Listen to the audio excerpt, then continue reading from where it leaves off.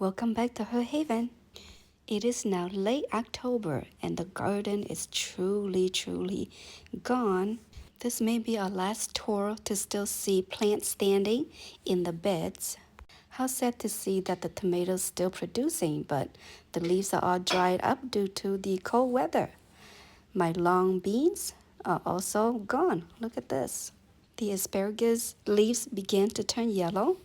My chili pepper plants are also dead. This is the bottle gourd beds that last the longest, and it is also gone. The bitter melon are all dried up as well. How sad to see that the chayote plants still producing, but the leaves are all burned up by the cold weather. Very sad that they still have fruits. Everything is dying for sure. The poppy flower plants, they'll love this cold weather and is still trying to produce flowers. In these blue beds were sweet peppers, bell peppers, Thai eggplants, and regular eggplants. And they're all burned with the cold weather as well. It is sad to say, but everything is gone.